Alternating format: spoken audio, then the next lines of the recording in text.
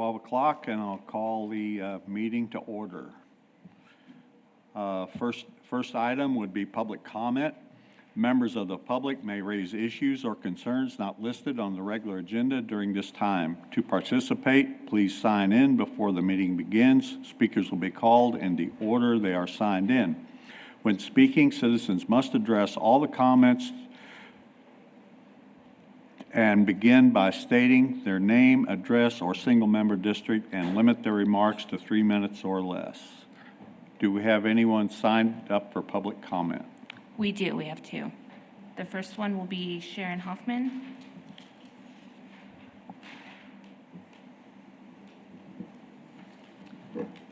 Good morning. My name is Sharon Hoffman. I live in Wall. I wanted to address two issues with the shelter and pause. One is taking back animals that are adopted out that need to be returned. I emailed Morgan this week and she assured me that the dogs are being returned since the intake policy changed. But I'm concerned about the dogs that are adopted to people outside of the city limits. Those, I think, are not being accepted. And there's a decent number of those animals. So I wish that you could revisit your policies and work on taking back all the dogs that you adopt out that need to be returned so that they don't end up on the street. Another issue is the dumping of cats all over town. Feral cats taken back to their own colony might have a chance. They might be accepted back, they might not. Feral cats taken to a colony that is not theirs have very little chance. They'll be run off, killed, starved, whatever. And pet cats dumped into this neighborhoods have virtually no chance.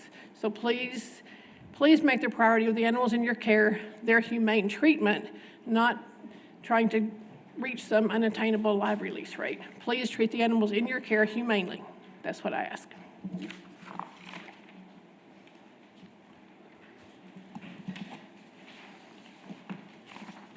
Okay, Juliana. Hi, Juliana, single member District 3. At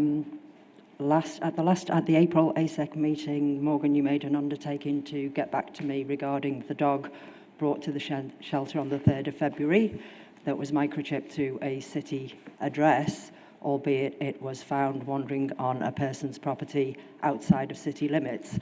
The dog was refused entry to the shelter and the owner was given no assistance. When I raised this at the last meeting, you said we were going to discuss ownership at this meeting, and whilst I recognise that's on the agenda... Excuse me, Juliana, I can barely hear you.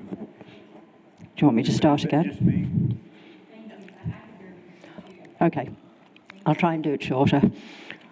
At the April meeting, Morgan, you undertook to get back to me about the dog that was brought to the shelter on the 3rd of February, having been found on the property of a person who lived outside of city limits. The dog was microchipped to an address within city limits, but the finder was told there was nothing that the shelter could do. The dog was refused admission. Managed intake was not mentioned. Closed intake wasn't mentioned. The person was given no help and was obliged to leave the shelter with the dog. And I wondered if you had got an update on why that happened. I sent you an email. You emailed me and asked for the details, and I sent you the details. Do I get a response or just a... Okay. This is your time to make public comment. My public comment is that I would like a response from you that you made an undertaking to provide to me at the last meeting, indicating that you would address that at this meeting. If I may, board members, you do not have to answer questions if you do not want to. Thank you. I understand that this is a section of public comments, but when the acting director of Family and Neighbourhood Services makes an undertaking to a member of the public that they will address the comments at the next meeting, I would expect that to take place. Thank you.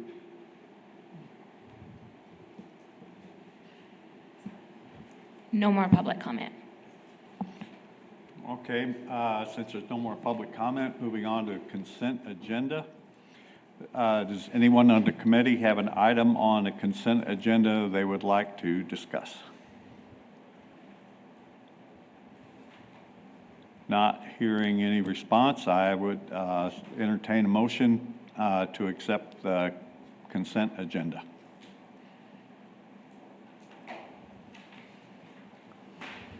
I'll second that.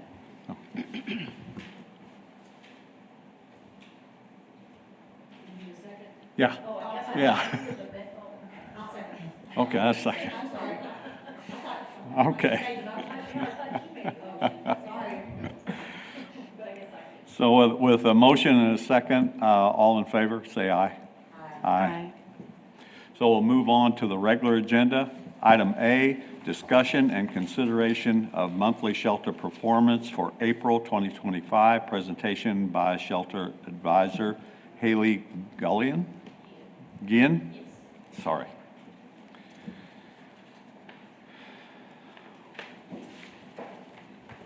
Can y'all hear me? Okay. Good afternoon. I will be, sorry, I can't think, doing the April 2025 monthly performance. We had 256 new arrivals last month. That is up from the 220 of March. 131 adoptions or transferred, which is very similar to the prior month as well, which is amazing. 30 redemptions by owner. I think that was identical to March 2025 as well. 15 wildlife releases, 81 deceased, 234 left in custody, all species, dogs, cats, and I believe there were several livestock in there. We did have a 68.48% live release rate, which is a little lower than what we all strive for, but we do try every day to do our best. Of the 81 deceased, 72 were dogs, which we'll break down here in a second, 7 were cats, and 2 were other species, wildlife, livestock, all that. Of the 81 deceased, let me go back. So 72 dogs. Of the 72 dogs, or is this total, Morgan? Total, okay. 29 were aggressive or had some sort of behavioral issue, 17 were sick or injured, and 35 were for capacity. This month was the first month that we have seen capacity be on there for reasons for euthanasia. There were 421 field services cases. Of those, 256 were just stray response. 66 were enforcement and rechecks, whether that be spay-neuter, fence inspections, and all encompassing that. 60 were wildlife, whether that be relocation, deceased animals, and all of that. 19 were bite investigations, which is down from last month. I believe last month was 26, and now we're at 19. 15 of those were transports, whether that be wildlife relocation or if we transport an animal for another reason. And then 5 were owner-released seize intake of all those cases. Thank you. Yes, ma'am. When you say your live release is 68%, what does that mean? So of the animals that were in our, of the animals that left the facility, whether that be adoptions, transfers, euthanasias, 68% of them left alive. The other 32% did not leave alive. And that was because some of them were euthanized because of aggressiveness, some of them because of sick or injury, Yes, ma'am.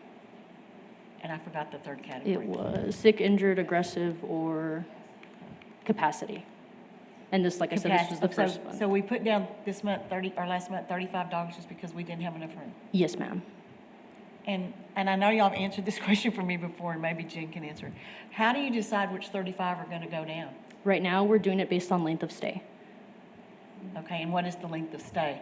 Um, How long I do they get to believe, stay before they as come? of today, I believe right now, our longest stay dog has been here around 3 months. 3 months, okay. Yes. And the shortest one? Well, This We morning. probably got dogs in, 5 minutes ago. It's a constant. I don't have my hearing aids in, I can't hear you. The shortest length of stay would be the dog that arrived right before we came to this meeting. So they 30 euthanized minutes. a dog today? No. She's saying, so the length longest of stay stay. is probably about 3 months, and the shortest length of stay is probably the dog that came in today. We're euthanizing from the dog that's been here 3 months, not the dog that just came in today, if it's a healthy, happy, friendly dog. Okay. Okay, and then I know that the partner is, with the city looks at the sick or the injured, right? To see if they can be rehabilitated, or if they are just sick or injured, they're just put down.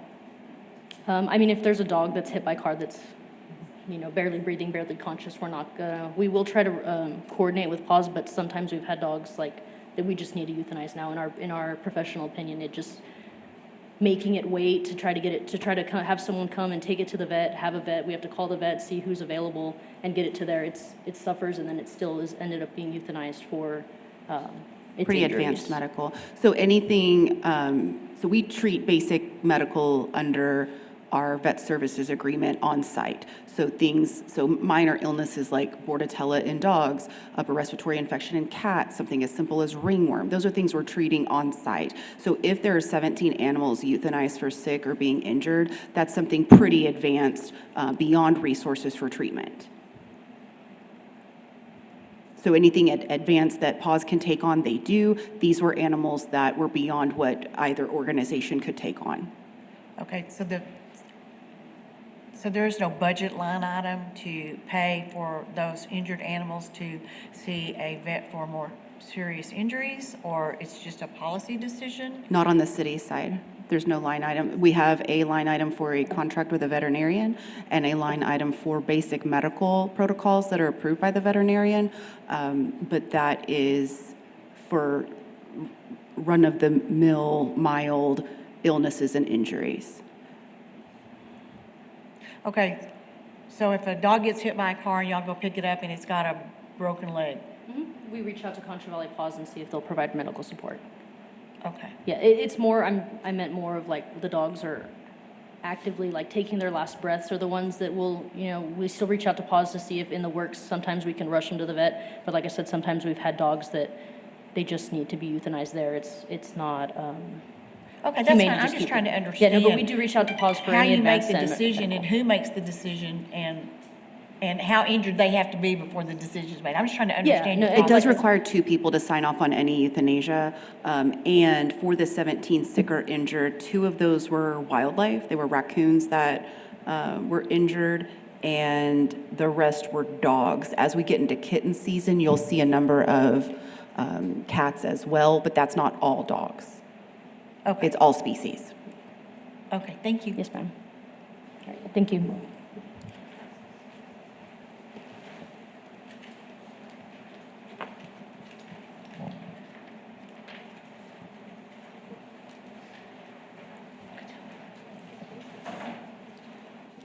Moving on to item B. Roger, we have public comment. Oh, I'm sorry. It's okay. I have 2 public comments, and we're going to start with Juliana.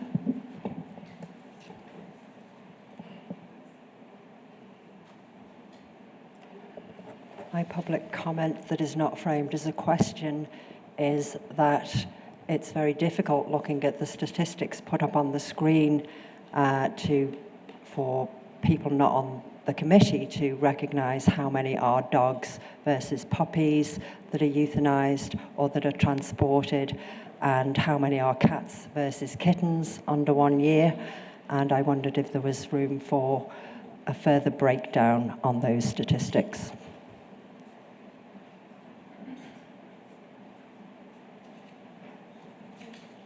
Okay, next comment, Jenny Wilson.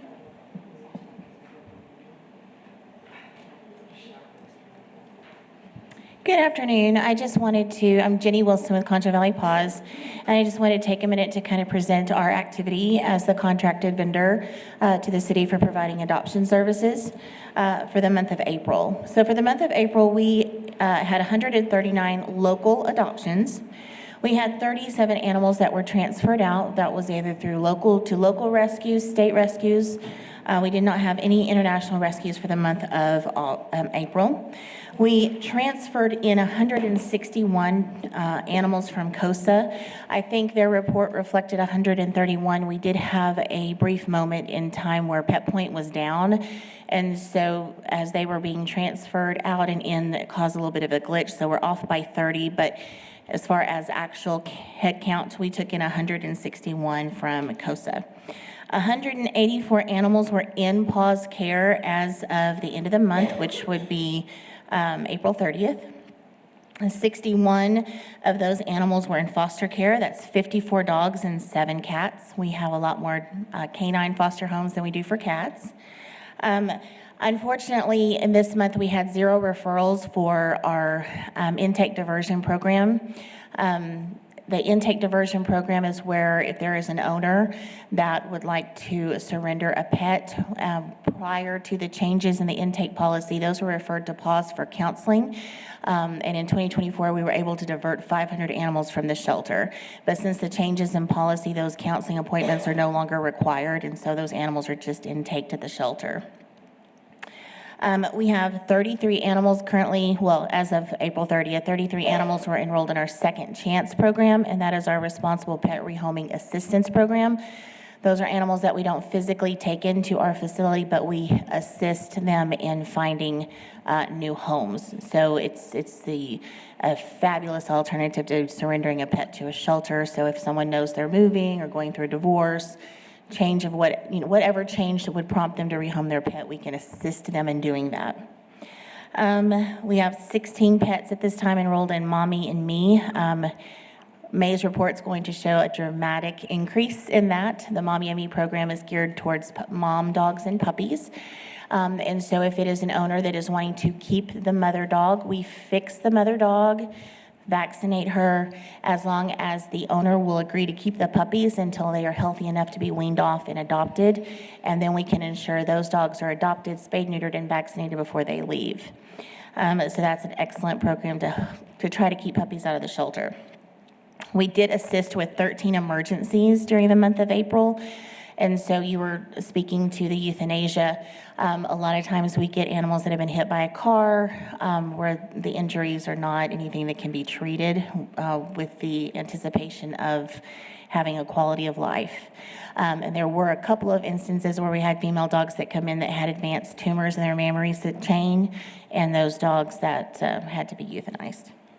But we did assist with 13 of those. When we do assist with those, they come under our PAWS umbrella. We transfer them over to us. As soon as their stray hold is over, we place them in foster care. We don't wait for the stray hold to be over before we treat. We go ahead and treat, and if an owner comes forward, we work with them. If they can pay us back, great. If they can't, we have programs for that as well, but we always try to reunite them if they're injured. And then we had 74 animals in our dog adoption center at the end of the month. And I just wanted to present those numbers to y'all so you can know what our activity was. Thank you. Thank you. Thank you. Yes, ma'am. Do y'all take any in, I mean, do people come and directly surrender to you, or do they have to go through the city? Tatan, can you please use your mic? Thank you. Do y'all take any animals in directly, or do they all come through the city? It's a case-by-case basis, so we have pledged our resources to saving the shelter pet. But if an owner comes forward with an injured animal or an animal that's fixing to give birth, we will immediately take them into our care to divert them from going into the shelter. We also, our Second Chance is directly from the public or from a shelter referral. So those animals don't have to go into the shelter. We can just enroll them in our program, and the same with Mommy and Me. But as far as taking immediate possession, we're very limited because we do operate at capacity, because if we have an empty kennel, we're going to run next door to the shelter to get a pet to fill that kennel so that we can try to keep euthanasia as low as possible. Okay. With the Second Chance, once they're enrolled in that Second Chance, are there pictures posted anywhere so that if somebody comes in looking for, well, that's for people that are surrendering, correct?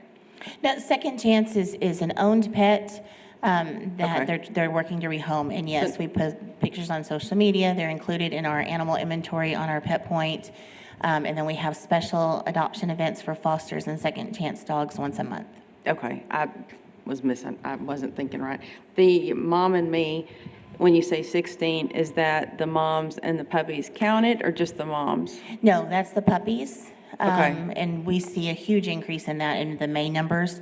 But the moms generally in the Mommy and Me are staying with the owner. It's an accidental pregnancy because the owner didn't have their pet fixed. And so instead of them doing free to good homes, we're encouraging them to bring the puppies through to us so that we can break that cycle, get the mom dog fixed, to get the puppies fixed and adopted. Do y'all offer anything for pets that are pregnant before they have their puppies? If it is a viable pregnancy and and it's time for delivery, our veterinarians will not abort that pregnancy. But if it's- There is a lot of times where we'll have an animal on the table that we don't know is pregnant, and unfortunately during the spay, that pregnancy is aborted. Okay. Okay, thank you. And much of that is because of the increased risk to the mother dog if it is a late pregnancy. Yeah. Thank you. I have one more brief question. Yes, sir. When you arrange for the long distance transfers, or you're going to set up transports, I know you guys do that all the time. Do you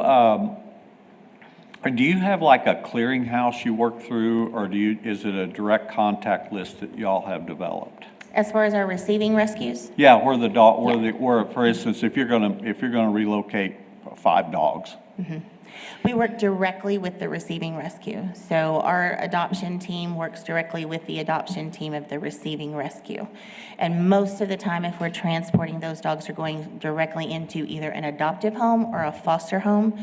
I don't think we're currently working with a rescue that has a facility, quote unquote, so it's a really ideal situation because they're going from the shelter into either a foster home or a home for adoption.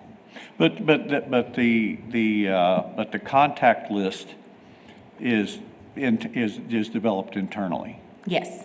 So you We don't use, occasionally we will use a third-party transporter, which would be a professional that drives them, but we do not use a third party or a middleman for placement. We are in direct contact with where the animal is going, and we're very fortunate that we get photographs and updates on every animal that we place. Very good, thank you.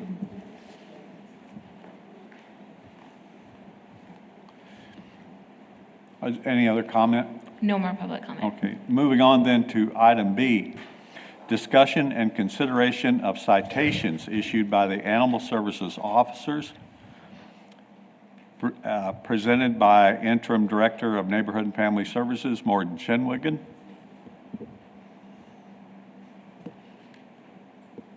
So this item was requested last meeting, so we have it before y'all today. In April 2025, we had 30 citations issued by Animal Services officers.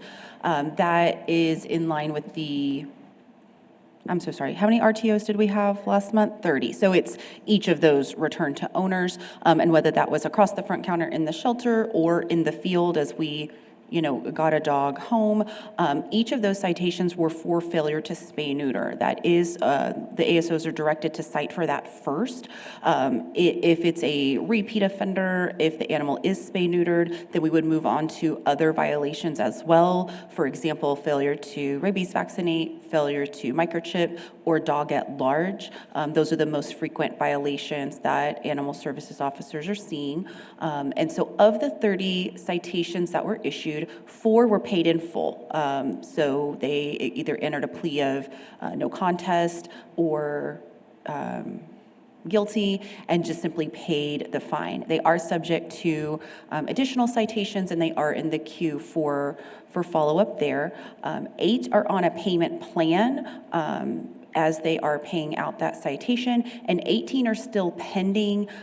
Generally, so when you receive a citation, if anybody's just been lucky enough to get like a speeding ticket, it's a very similar process where you receive the citation and you simply must appear before the municipal court within 14 days. And if you fail to do so, then it would be sitting in this 18 that are still pending. It could also include a small number of folks that have asked, for example, for a trial or a jury trial or further review of their citation. They would still be in that queue of pending. But the majority of that is individuals who have simply failed to appear within that 14 days. And so that could yield additional fines and or warrants. We do sometimes see individuals that we have cited for failure to spay neuter have a warrant issued for them, and that is the court's process. And so as we get updated information of where they are in the process, if they are still pending, we can't continue to cite them for the same violation. It has to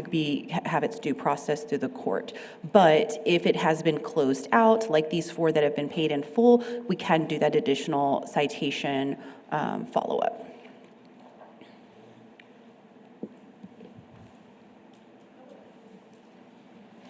Morgan, Do we have public comment? I have a question. Can I ask a question? Or no? Just, do you have anybody that once they get there and they find out they're going to be fined, do they refuse to take their dog with them?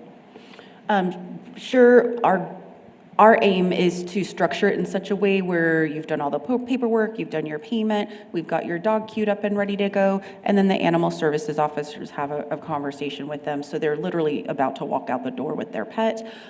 We don't want to, withhold someone's animal for them. We just want them to take seriously that they've got to take action for this. And we encourage them to, go ahead and buy a low-cost voucher or go ahead and schedule the appointment so that when they show up at the court to enter their plea, they can show that they're making some progress towards that. And so we try to use it as just a communication and an education and a way to build rapport, but that it's a rarity that someone says, oh, I'm getting a ticket, well, then I'm going to leave my dog. I mean, they've already, at that point, Done everything. paid the impound and boarding fees. If it's across the front counter, they've already registered the microchip, and we have a shelter assistant standing next to them with their dog with a leash saying, go ahead and sign this ticket so I can hand you your dog so you can leave. Okay. The ones that are on payment plans, do y'all set those up, or do they go through the court and they Through do the that? Okay. Okay. What's the standard fine? Over For- and above all of for the just- other requirements? Is Just there- the spay-neuter violation? Is that what Yeah, you're is asking? there a- Yeah, okay. It's a Class C misdemeanor for any other ordinance violation, so it's the same ticket, the same fine, the same fee structure set by the court for any of those. How much is that? Roughly, what? We don't know.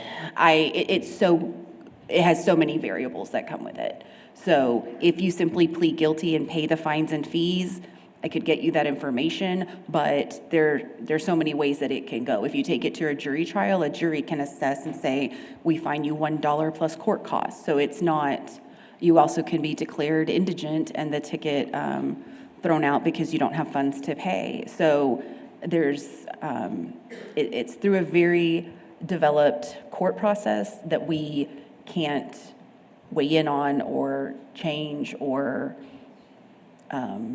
advise on.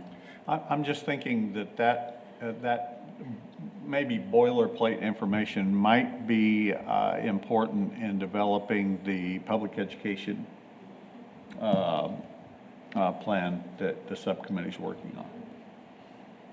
Sort of put it out there to where, okay, this is a penalty. Right. As opposed to, because all of the things you just described, although appropriate and accurate, they're kind of nebulous. And it is. And Yeah. so we do say to folks, I'd much rather you spend $200 on spay neutering your pet than paying it to the court. No, disrespect to the court, but this isn't about money, this is about compliance. And so Exactly, we would much rather, take those efforts, take those initiatives, and come to the court with that information, because you are at risk of being assessed these fines and fees. Yeah, my point to that is that in the public education side of this, the simpler that we keep it, the more people will pay attention to it ahead of getting caught or. And unfortunately, it's not a simple process, because if it does escalate to like a failure to appear and a warrant, I mean, there are individuals that are ultimately incarcerated for this. Like it can run the gamut from a jury assigns you a $1 fee or you're incarcerated for some time. So unfortunately, it's not a simple process for us to simplify in public education. I can get you some examples and show, if someone pled this and their circumstances were this, it would be that.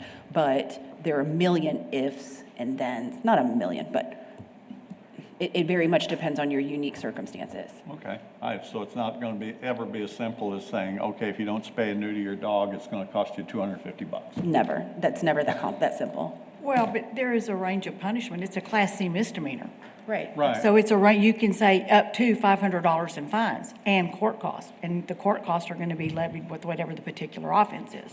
But it certainly is within a range of punishment, and you can say that. It may not be $500, but that's the maximum that you could get. Could cost you that Could much. cost you that much. And you're right, when you go to trial, a jury could say something else. But if you go in there and you just plead out to the judge also has that discretion. But still, you can advise them that the maximum punishment and the range of punishment is from $1 to $500. There you go. I think that would be probably good information to give someone. And the second thing is, you can't go to jail for a Class C misdemeanor unless you fail to appear. And you're going to jail for the failure to appear, not because of the offense. Class C misdemeanors are That's not what I was jailable describing, offense. yeah. Well, you said go to jail, and I was like, no, you wouldn't go to jail on a, For the failure to appear, yes. yeah. If you fail to appear and you got a warrant for failure to appear, you could go to jail for that. But you're not really going to jail because you didn't spay or neuter. You went to jail because you didn't comply by coming to court or you failed that way. But that might confuse people if you say, oh, well, you're going to go to jail if you don't spay or neuter your I'm sorry if I dog. misspoke. That wasn't my intention at all, and it's not what we say to people. Okay. I'm just clarifying what I heard. Okay, coming from a judge. Thank you. We have 2 public comments, and we'll start with Sharon. Okay. I have a question, and I realize you don't have to answer it, but I'm just curious. Of the 30 citations issued in April, it's May 15th, 4 were paid, some are pending, some have a payment plan. How many of those animals are spayed and neutered right now? Do you know? We don't get that information. We follow up after the case has closed. So as far as you know, none of them are? Correct. Okay. They are put in the lineup to recheck. Yeah, absolutely. So once they're, They're subject to further citations yes, for continued failure. so they're, Unless they've proven an exemption. You know, if they come to the court and they prove an exemption, that would be, we would just need a copy of that to upload and close it out on our side. Is there some type of timeline where once they're found guilty by the municipal judge in order to pay a fine or court cost or whatever the sanction is for failing to spay and neuter, is there a timeline that starts then that says, okay, you've got 30 days to get this animal spayed or neutered, or is there any follow-up, or do you just wait and bust them again when? No, it's follow-up in our office, and so we have the log of every unaltered pet that has been returned to owner. And so we have identified those that have already received their first citation, are in the queue for a second citation, and the animal services officer that's assigned to desk duty for the day, that's their primary job, is to work through those that are needing the follow-up for additional failure to spay neuter tickets. So that person's put on notice. Not only are you going before the judge and you're going to have this sanction or punishment, but you've got X days and they're going to follow up to make sure you've complied with the law in the aftermath of this case. Well, the statute of limitation is 2 years. Our backlog is over a year old right now, so I don't know that we can say that there's a specific timeline, but if anybody has an unaltered pet that they got a ticket for in the last 2 years, they can be cited again. Okay, I'm just trying to understand the procedure. For these people in particular that have actually been caught and gone to Right. court. It's just a matter of staffing. And so we did reorg a position and hire a fifth animal services officer, which allowed us to have essentially like a desk duty officer like police does, where we have somebody in-house Monday through Friday to assist with writing those tickets readily. Because ordinarily, if you walk in the door and you're like, hi, I'm here to pick up my dog Fluffy, I'm going to have to call for an animal services officer. They might be on a complicated call. I might have you waiting in the lobby for 30 minutes to pick up your pet while I'm waiting on an officer to get in town to cite you. So now we have somebody readily available right there for that efficiency, and they're working through that backlog of failure to spay neuter. And that's something we implemented May 1st. Okay, and so if they go to a local vet, like they get the ticket, they go before Judge Daniel or whichever judge they're going before, and he says, okay, you didn't do this, you're found guilty, here's your fine, here's your court cost, go get your dog spayed. And they can then go to any vet, right, in town? Yeah. Or out of town. I do mean, those whatever works. Okay, do those vets have any kind of,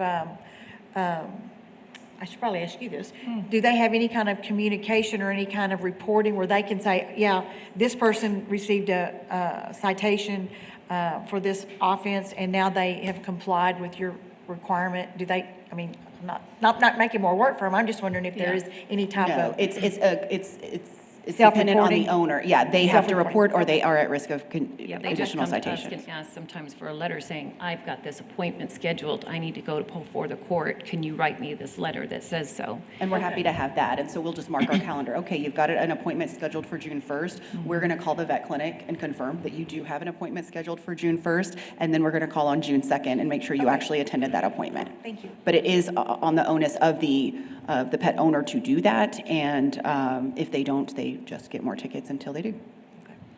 And I wanted to make a comment that, you know, I always believe that education is certainly something that's going to help people. A lot of them just don't understand that that was part of the agreement that you live within the city limits. These are the things that you need to get done for your patient, for your pet. And someone had recently sent an email to animal providers and was a nice Graphic.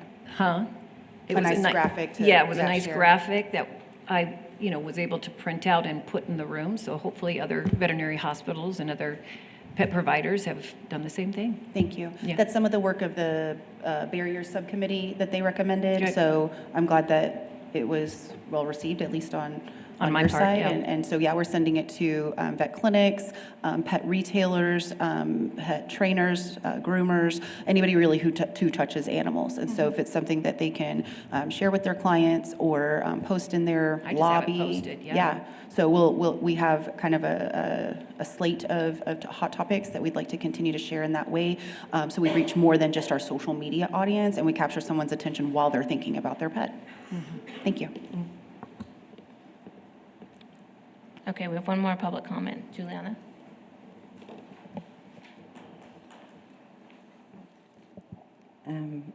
With regard to the statute of limitations, can you hear me?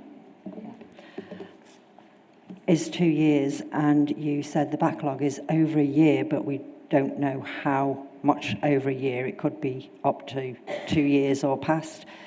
Do those cases just then fall over? So the team worked through January 2024 yesterday. They completed that backlog and that's submitted, and so they'll continue to work through that. So that's just since implementation since May 1st. So that was the current backlog, and it's being addressed. So the current backlog is over a year. I'm trying to figure out if cases just fall over because they don't get processed within the 2-year statute of limitations. I guess it could happen previously, but since the current backlog is January 2024, December 2023 had been handled, had been filed on November 2023. For example, so the current backlog was as of January 2024. All prior months had been followed up on. But I think you said that had happened previously, that the case... Sure, had- many years ago, sure. Yeah, the spay-neuter ordinance was adopted in 2014, and this process was not used at that time, so... Okay. Thank you. I have a question.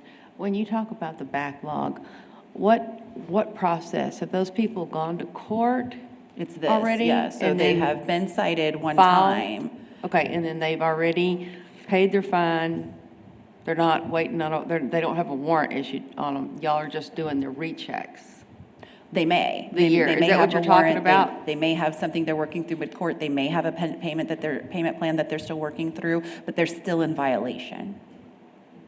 Okay, They still have an unaltered pet without a proven exemption. okay. And those are ones just, you haven't recited, is what you're saying. We are reciting them. But the backlog, that's The what backlog the is the people are waiting to be reciting recited? Correct. Okay, thanks.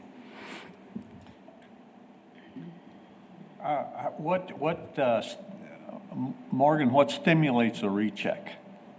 Is that just because a certain amount of time has passed and you're going through the list, or is there any particular action that would cause you to do that?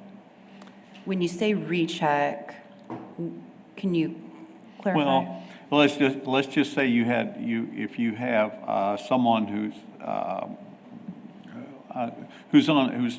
of the 18 they're still pending, for example, and there's a spay and neuter on that, and then you want to follow up to make sure that spay and neuter has been completed, or someone has an appointment or something like that.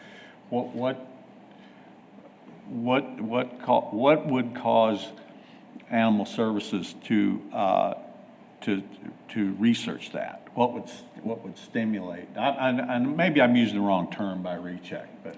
Yeah, because recheck is a case like made in the field. It's the 66 enforcement and rechecks. So that's animal services officers going out like, hey, I gave you this much time to fix your fence, or I gave you this much time to get your dog off a tether, or whatever it is. Well, that's where I'm going. Yeah, Is so, it- but is for, it- but is for there- spay-neuter citations, it's, I mean, every single one is in the queue for further review. That's what stimulates it, is the pending list. Each month, we run the list for unaltered pets, send it That's to what I the was animal looking for. services officers and say, please follow up. If still unaltered, file a complaint for failure to spay neuter that they are still in violation. Okay. So it's a monthly document that's created. All right, and the Animal Services officers, that falls under their purview, or is it? Yeah, it has to be a sworn officer of the court, and that's our animal services officers. Okay, thank you. Is there any more public comment on item B? No, no more public comment. Moving on to item C, discussion and consideration of veterinary services agreement. Presentation by Interim Assistant Director of Neighborhood Family Services, Angela Bloss.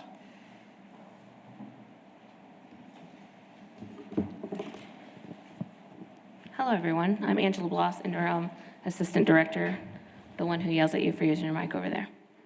Okay, I'm going to go over the veterinary services agreement with y'all. First of all, it is a professional services agreement that we've had for a while.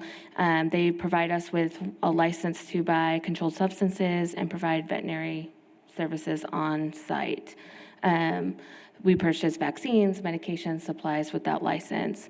The veterinary services agreement also allows for monthly inspections, just to walk through the facility to check on any problem animals that Haley informs them about, and insists in regulatory proceedings. So, yes, okay. So it must be a doctor of veterinary medicine, and it must be licensed through the Texas State Board of Veterinary Medical Examiners. So currently, our veterinary services agreement, we did receive a written notice of 60 days that they will be terminating that agreement with us. So we are looking at publishing a request for proposal through our purchasing department.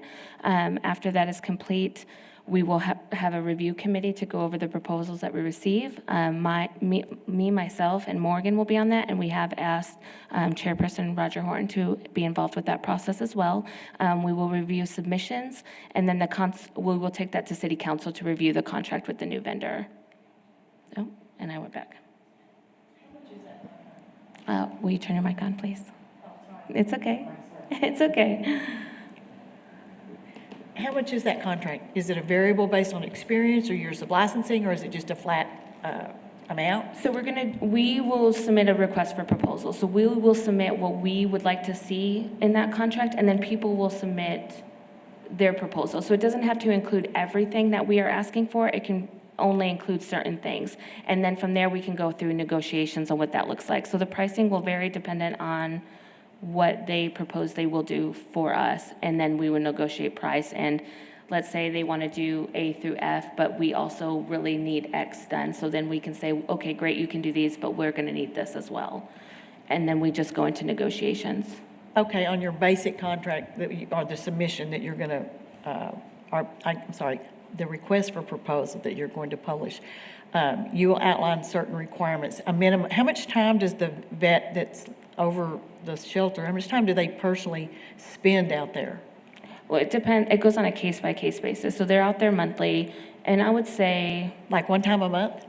Yeah, that's required in the contract to come once a month for a tour. So they come more than that, but just for the tour alone, they're probably there about, I would say about an hour, give or take. And then they will come out for certain circumstances medically to look at things and make sure that we are doing the medications and stuff appropriately. So they work 12 days a year? No, No, they do the they're- monthly tour monthly, but they generally come about weekly. The current contract, we pay $810 a month. Then, because we're not publishing it as like a request for bid, the request for proposal could come in at much higher than that, much lower than that. And I would say they work less than 20 hours a month. But certainly in times of, higher volume, they can work more. In slower season, they can work less, but I would say it's on average 20 hours a month. But they also have to hold all of our licenses, and they do have to renew those. So for example, this veterinarian places their veterinary license on file with the vet supply companies for us to use. So that's something they already have, but they also hold a separate standalone DEA license for us to order our controlled substances, and that's quite pricey. And so they're required to pay for that, hold that, renew it, and ensure all compliance and inspections with that. So it's more than just the veterinarian's time. They have direct expenses as well for providing this service. Yeah, and they have liabilities. I mean, they want to be cautious with what they put their license over. Do they do the training for the people who work for the city that euthanize the dogs and cats? So for the euthanasia certification, we do pay for an outside class. We attend an outside class to get that certification because our veterinarian, I'm not aware of any veterinarian that's euthanasia certification trained locally. It's a specific license you have to carry to be able to get that certification and give that certification. But they do offer, additional training, on-the-job training essentially, to actually know how to perform the procedure. So they don't certify our staff, but they are available to train our staff. Okay, I'm just trying to figure out what the vet does then. He's not training your staff. He can, but he or He does she. train our staff on protocols. So I mentioned earlier the treatable illnesses that we do on site. Each of those animals has to be seen by the veterinarian. Each of those animals are administered a protocol approved by the veterinarian. So if we say, hey, a kitten has ringworm, he's like, we'll do this, this, and this, but I need to see the animal first and confirm that it's ringworm, confirm that what you're looking at. Or we say, this animal has looks like it has a gastroinfection. This animal looks like this animal tested positive for parvovirus. This animal has symptoms consistent with Bordetella, upper respiratory infection. And so all of those illnesses that we are treating in-house are things that this vendor signs off on and approves and authorizes. Also, the vaccination of all animals coming in, that's under a protocol approved by this vendor. Really just anything, we are not practicing veterinary medicine. We're simply carrying out what the veterinarian has signed off for us to do. On average, Haley, how many animals would you say are on meds right now? We're not quite in our busy season, but for the last few months, what would you say you were doing daily meds on? Right now for dogs, probably maybe 5 to 10, just again for basic things. And cats, a lot of the upper respiratory, I would say maybe 20 or more, just because of kitten season started and we do have so many kittens right now. Right, and when we get in the thick of kitten season and puppy season, we may have as many as 60 animals a day getting twice daily medications. And so that's something that this individual is signing off on and approving and authorizing. And correct me if I'm wrong, but it's also a state statute. It's a state law. We have to have a veterinarian on contract. A government shelter is not required to have a contract with a veterinarian, but if we believe strongly that all animals should be vaccinated on intake. We believe strongly that treatable illnesses, affordable treatable illnesses should receive the protocol. So we couldn't do any of that. We also wouldn't be able to euthanize without a licensed contracted veterinarian. So it's not required to have a veterinarian. Smaller jurisdictions certainly simply pay a veterinarian's fee to have their pets euthanized, and that's more affordable, but we're not required to have a contract with one. But it has been a longstanding practice of San Angelo Animal Services, at least 20 years, just by my own recollection, that we do contract with a veterinarian for a variety of services. Okay, very good. What medications are you talking about that the vet has to give their license for? Do you mean the controlled substance or the day-to-day? Well, it's controlled substances, Yeah. antibiotics, vaccines, anything we have to buy from a vet supply house. It's his license on file to do that. Yeah, all the vaccine, yeah, everything. So And the anything over the counter we can get, like dewormer, things that just anybody can buy. Certainly, we don't have to rely on their license for that, but, anything that's ordered from a vet supply company that requires to have his license on file, it's all of those items. Since he's not out there all the time, who secures the controlled substances and where are they secured at? They're secured, but behind 2 locks as per state guidelines. and Inside the, Inside the building. okay. Yeah, we have a safe, and so the ASO supervisor is essentially the, I Holder don't know. of the log. Yeah, he's the armorer essentially for our controlled substances, and so he issues any drugs to the euthanasia certified individuals. He reviews those logs and makes sure that they are accurate and compliant and reports back to the veterinarian. So for the day-to-day use of the controlled substances, dispensation of the controlled substances, and taking in new inventory of that, it is our ASO supervisor. And do they, because obviously they're going to run into somebody that may need to be euthanized out in the field. Do they carry anything on their truck? No, we do No, not we carry don't do any that. controlled substances out in the field. So if they need to dart or anything of an animal, do they have to go back and get it? We have, the darting sedative that we use is not at that level of a controlled substance. It's a pretty low-level sedative, so it's not required to be, it's allowed to be out on the truck. Okay. So if a dog is going to be euthanized, it's supposed to be done at your facility and not in a truck? Yes. Absolutely. There's no animals euthanized in the field. So even if there's like an injured raccoon, we don't take anything with us. We have to bring that animal in-house to comply with federal law. And they get all of the medicine from your facility and not from some other vet in town, right? Yeah, For no, the euthanasias, we yeah, do they're not nurses. outsource euthanasias. It's the animal services staff performing euthanasias with drugs purchased with city funds under this veterinarian's license. So if someone said that one of the city officers was over at a particular vet's office getting medicine, and that wasn't the vet that's under contract, that would be incorrect, or that would just be something? Well, we mentioned some transports earlier that the ASOs do. So if an animal, the only time that I can think of that would happen is it wouldn't be a controlled substance, and it wouldn't be for euthanasia. It would be for a situation where Concho Valley Paws did sign off on covering the advanced or emergency medical for an animal, and we transported that animal to the vet, and then when we picked it up, it was sent home with sent to the shelter with medication to administer. So it's certainly not anything for euthanasia, and it's not anything controlled. Okay, thank you. And it's not on the city's line item for a budget. It's through the agreement with PAWS. Okay.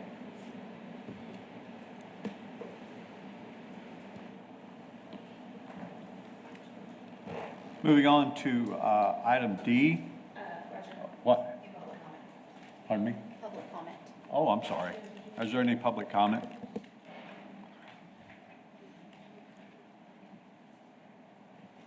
No. No one? No public comment at this time. Item D, discussion and consideration of amendments to the ordinance defining owner. Presentation made by Neighborhood and Family Services Interim Director Morgan Chinwood. So we had discussed this at several prior meetings, talking about that, the current ordinance defines an owner as any person, firm, et cetera, who keeps, harbors, et cetera, an animal for 3 days or more.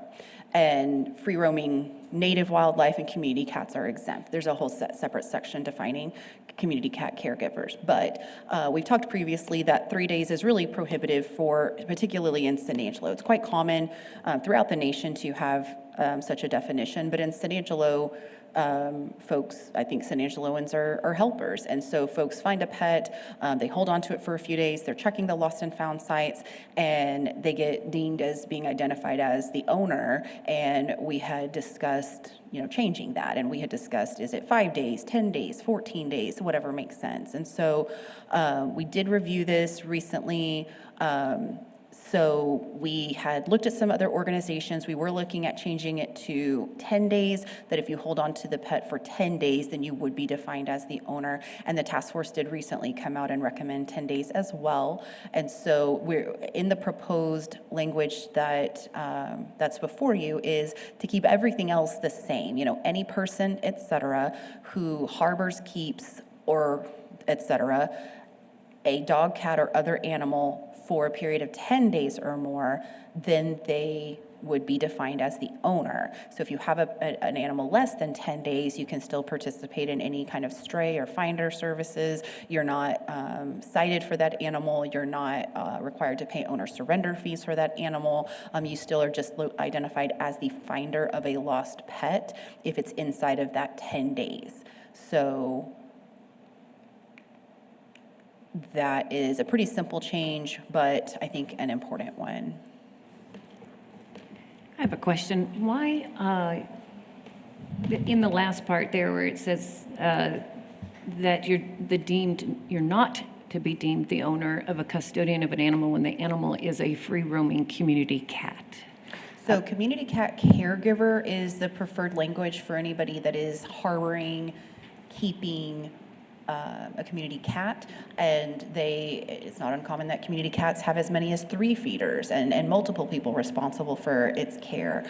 And so there was very intentional language when the community cat section of the ordinance was adopted to state that these folks were not, they still have certain requirements they have to provide for, like the cats in their care have to be spay-neutered, have to be rabies vaccinated, should be microchipped ideally, and there's a longer list of that, but they're still not identified as owner. And so that's something we're seeing, across the industry, as it's really a community cat caregiver type situation, because it's a wild thing. It's not, owned by any individual. So that's why that section is carved out as they're not the owner. There's a separate section later on in the ordinance that defines them as caregiver. Okay, caregiver. Which still has responsibilities. It's just, Okay. yeah. All right, thank you. I have a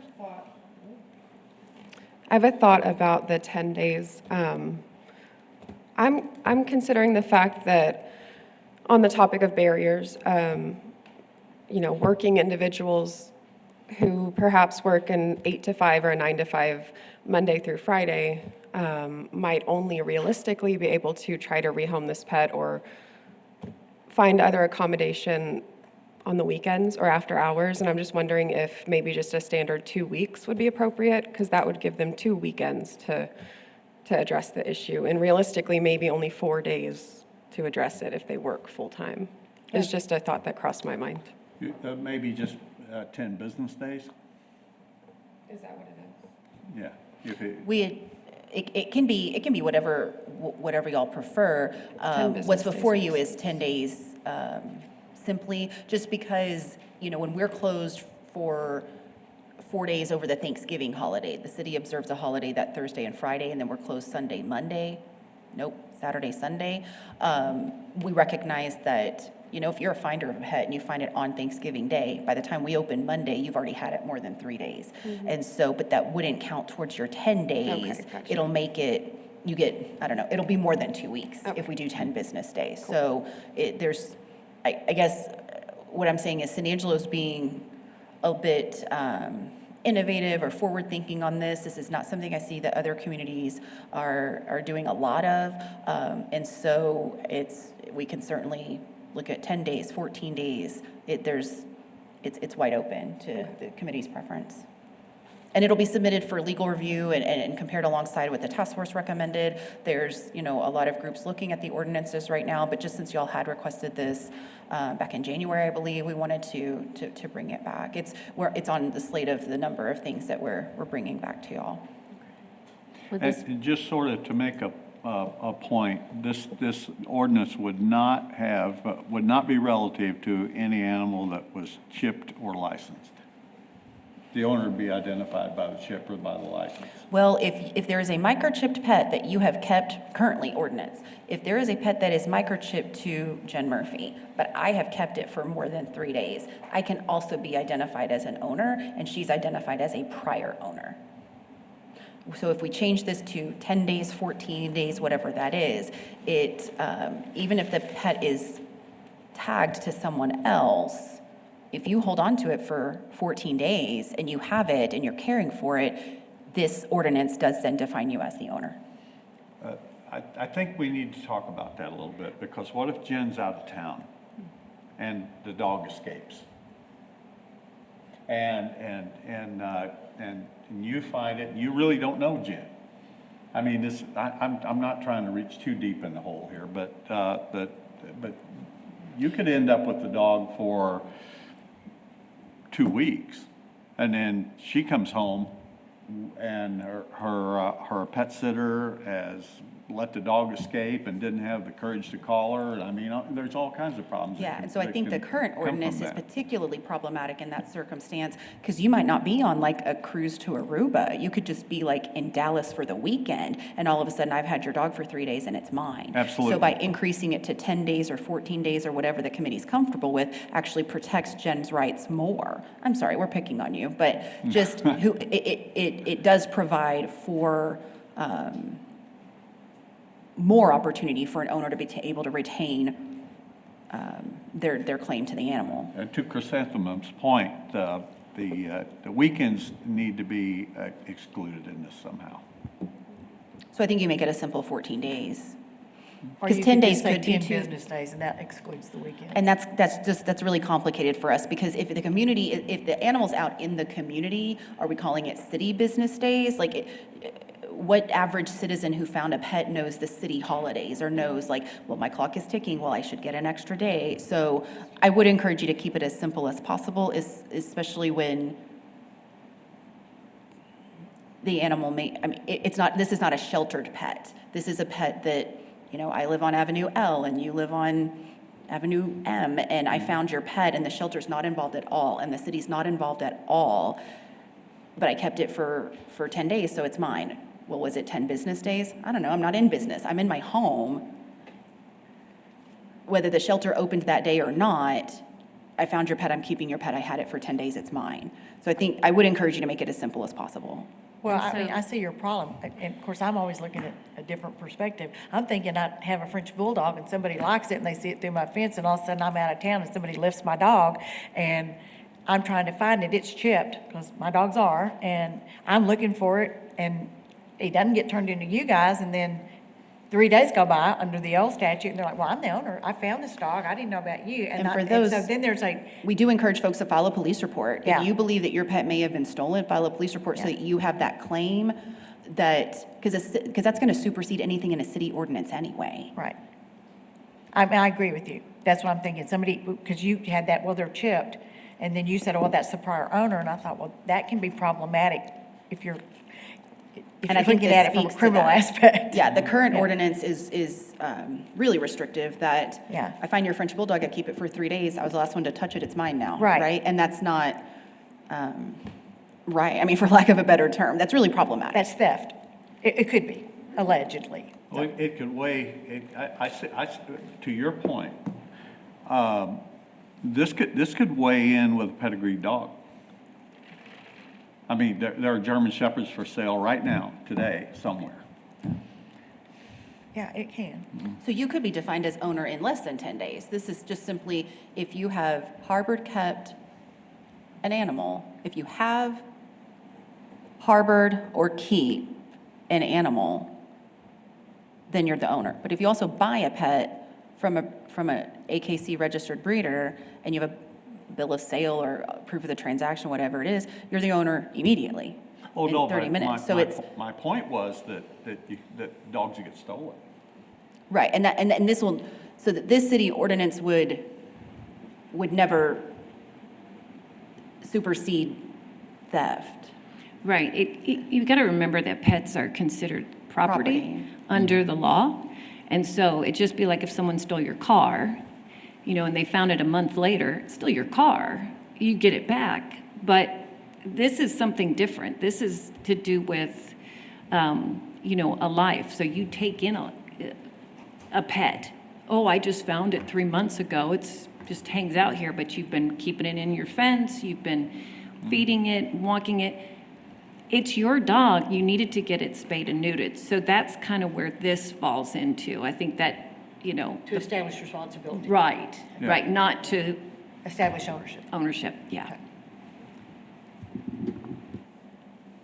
Thank you. Doesn't it also change the new intake into the shelter stray hold to 10 to 14 days? We would like to bring back discussion about the hold periods, the legal hold periods for stray and owned at a different conversation.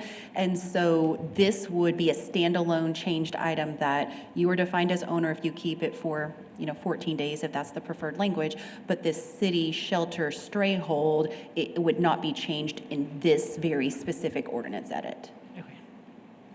That's my concern, because I think that is a realistic number, whether it's 10 or 14.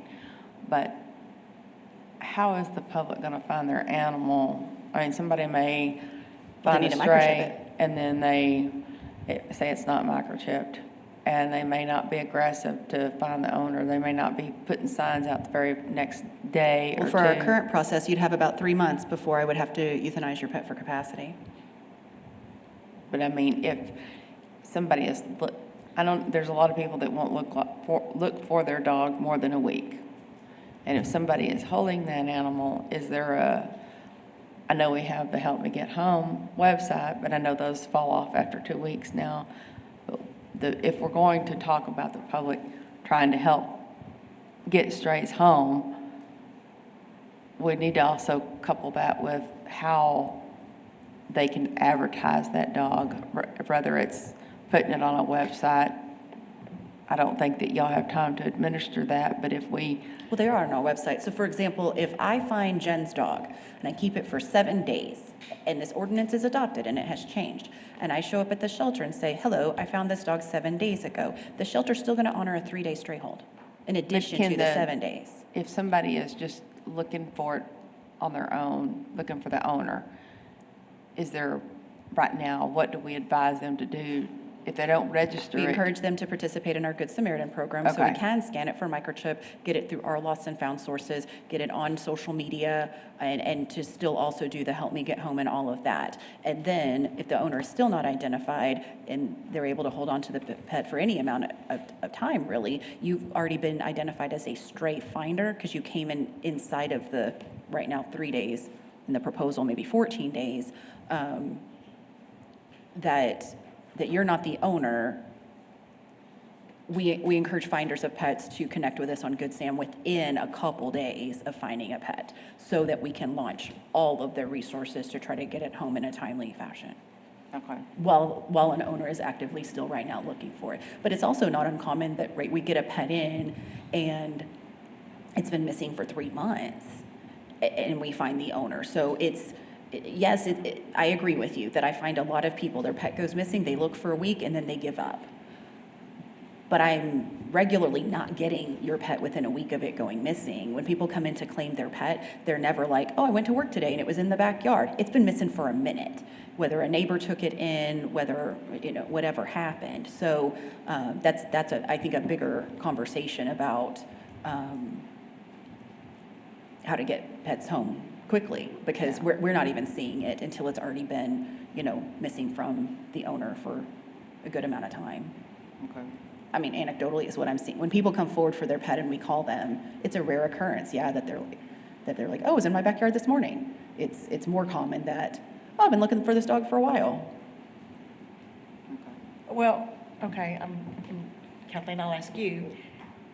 Could you add, for purposes of establishing financial responsibility, any person, firm, corporation is to remain, because that's really that's the purpose of it, is to establish financial responsibility and obligation for the spay-neuter, correct?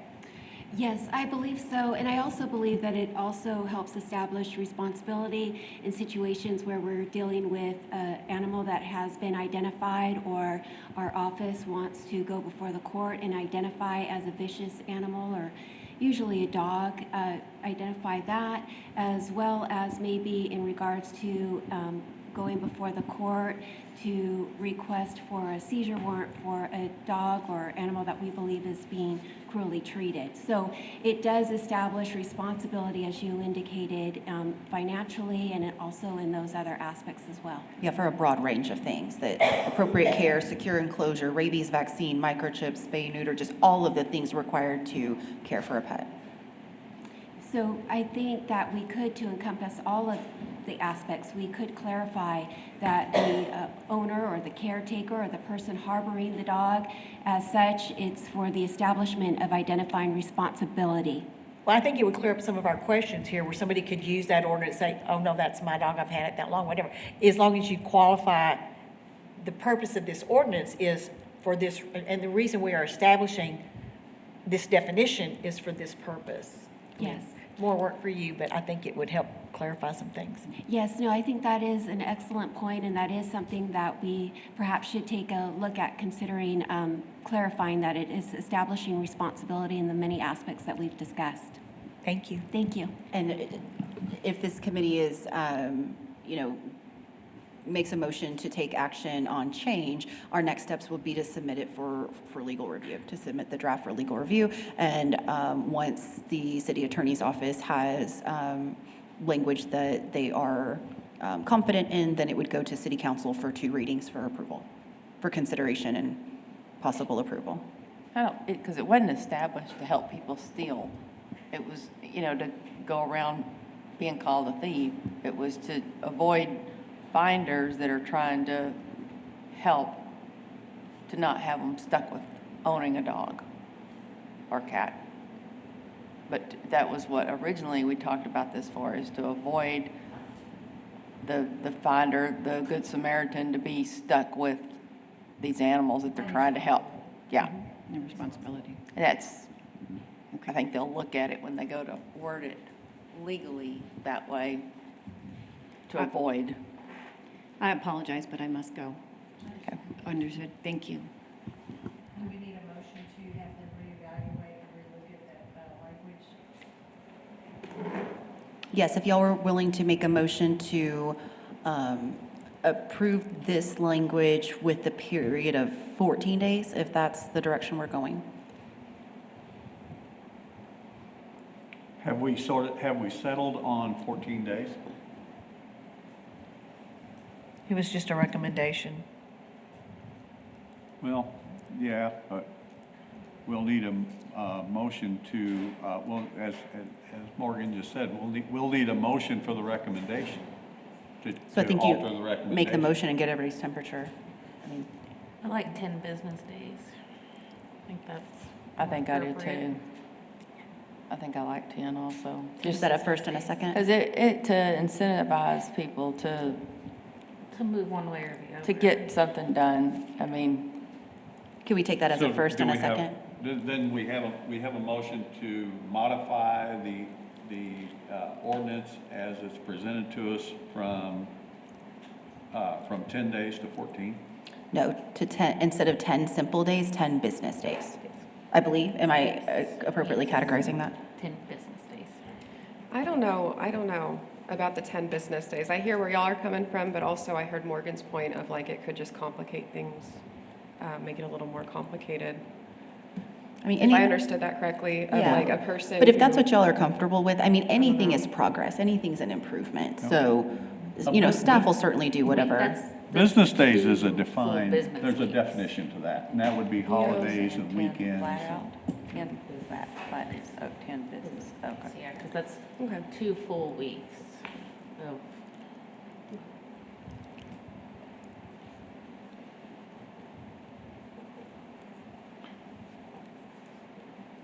So what do we have a motion for? I will make a motion for 10 business days to define. Do I hear a second? Jahan already seconded that. I'll second. Second. All in favor of amending the ordinance defining owner to 10 business days? Say aye. Aye. Aye.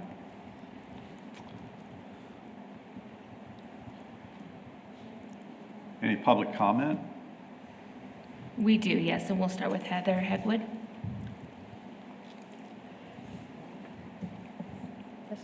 Heather Hegwood, single member District 2.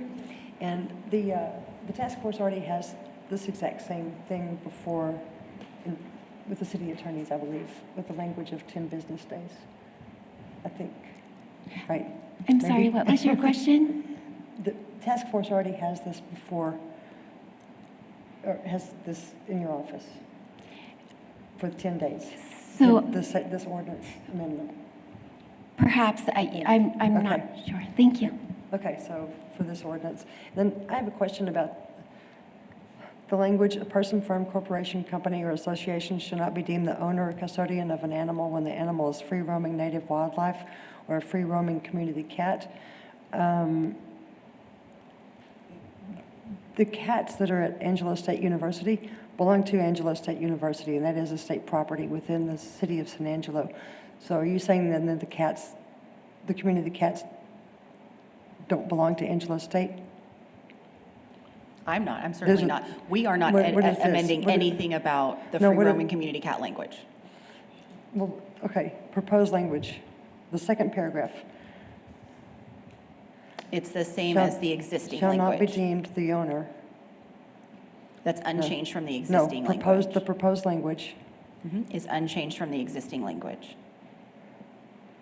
that's unchanged? Correct.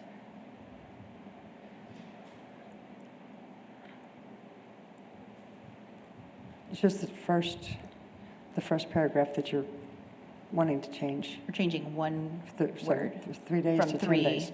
We're Okay. changing 2 words, from 3 to 10 Right, to business. 10. That's the Okay. only edit. Okay, I thought you were changing the second one. It's like, wait a minute, those cats belong to ASU, so they are the owners of those cats, the cat colony that's there. Okay, that's all I had. Thank you. Okay. We have one more public comment with Juliana.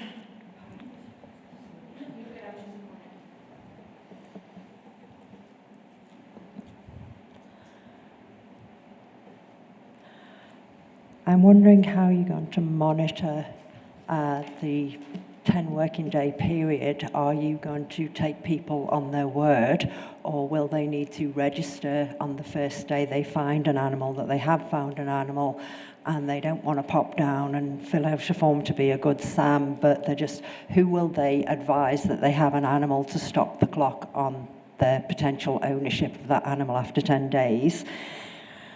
You said community cats have to be spayed, but they don't have owners, so I'm wondering how you can possibly prosecute someone for not spaying or neutering a cat they don't own, given that you've said they don't own them. And I also see that a financial impact of this was put on the paperwork as decreased owner surrender fee income, and I haven't ever seen an owner surrender fee listed anywhere easily locatable. And I'm wondering whether an owner surrender fee makes people less likely to own a surrender to the shelter rather than just go and dump the animal on the street, possibly unspayed, unneutered, and thus adding to the problem that we have, and whether those things are considered or addressed anywhere. Thank you.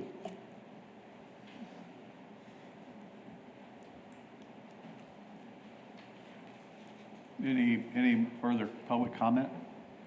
No more public comment. Well, move on to follow-up administrative issues. Jatan? I think some information more on, I'd like to put something on the agenda for discussion and possible action for the rights, the proper procedure for each case, whether it's a bite case, you know you're probably going to call 911 if you get a dog attack.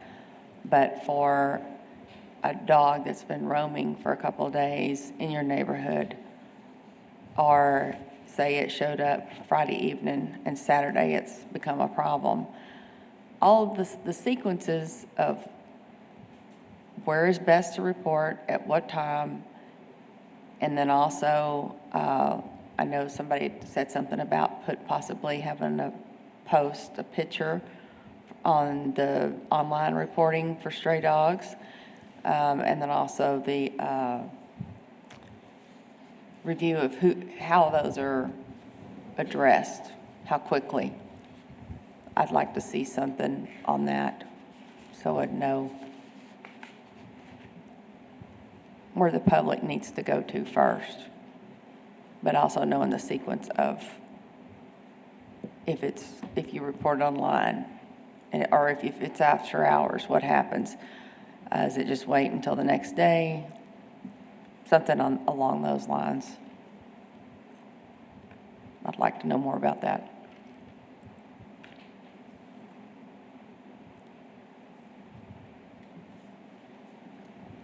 Excuse me, Mr. Chairman. Since there was public comment after the vote on the City Code of Ordinance definition on owner, did the committee members want to go back and make the motion and vote again after hearing the public comment related to that motion?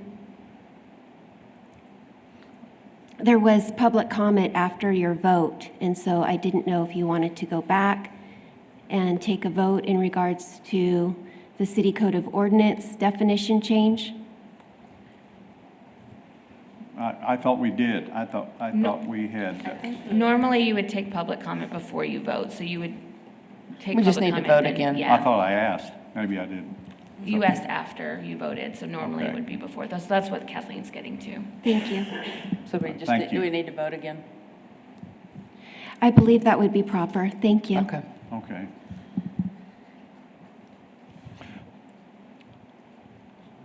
So do I need to ask for motions again? Yes. So I'm requesting a motion and a second to modify the ordinance defining owner from 10 days to 10 business days. I'll make the motion to modify it to 10 business days. Do I hear a second? A second. All in favor? Aye. Motion carries. Thank you. Back to our, I have one issue that I would like to maybe put on an agenda coming up, and it's just like to open the discussion for a adoption coordinator's position, either internally or a new position for the animal services, for animal services for San Angelo.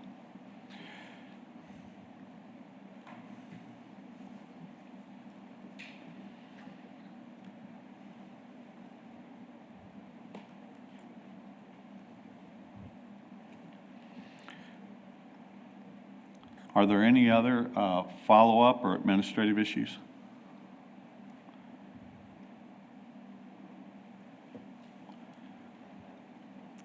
If there are none, then we will call for adjournment.